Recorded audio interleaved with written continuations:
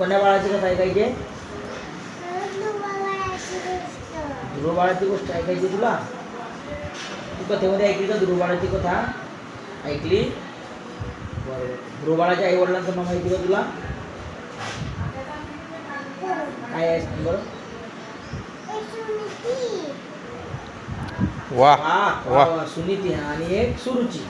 आणि वडिलांचं नाव उत्तानपाद राजा. बरोबर. किती वर्षाचा होता ध्रुव बाळ साधना करण्याकरता गेला तेव्हा?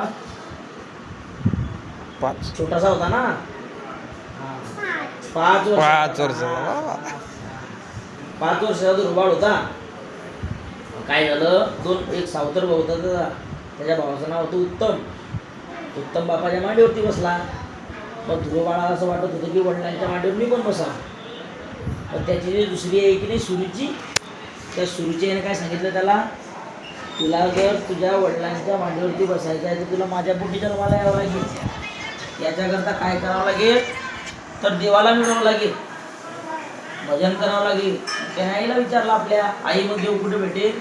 आईने काय सांगितलं, वनामध्ये जंगलामध्ये भेटेल. मग 5 वर्षाचा ध्रुव बाळ कुठे गेला? वनामध्ये भजन करण्याकरता गेला. नारदजी भेटले त्याला. मग नारदजींनी त्यांना सांगितलं की बघ, तू वनामध्ये जातोय, जंगलामध्ये जातोय, फार घोर तपश्चर्या करण्याकरता जातोय, पण तिथं तुला खायला मिळणार नाही, पाणी मिळणार नाही. कारण जंगलामध्ये का नसते, वाघ असतो, जंगलात असतो की नाही, वाघ सिंह कुठं असतो, सर्प, ते सगळे जंगलात राहतात. मग नारदजी त्याला सांगायचे बाळाला की बाळा, तुला खायला भेटणार नाही, तुला वाघ खातील, सिंह खाईल, पण 5 वर्षाचा ध्रुव बाळ म्हणायचा मला काहीतरी मिळवायचं आहे, प्राप्त करायचं आहे.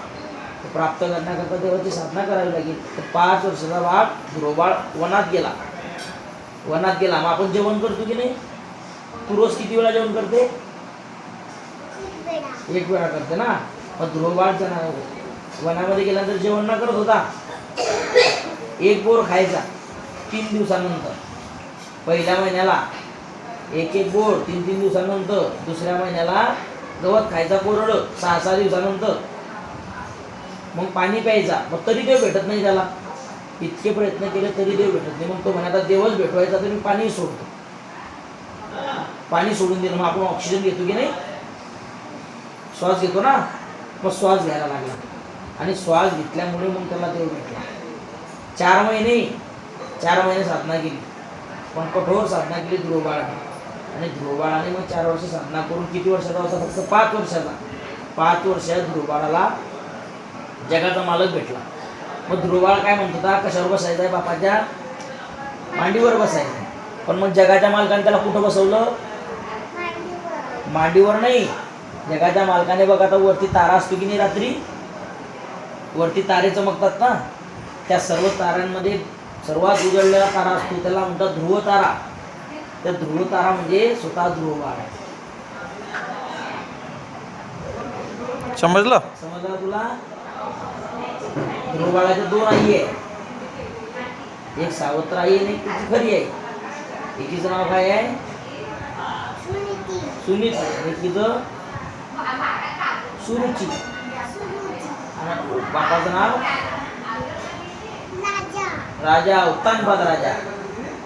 हुशार. काय तुझं नाव पूर्ण?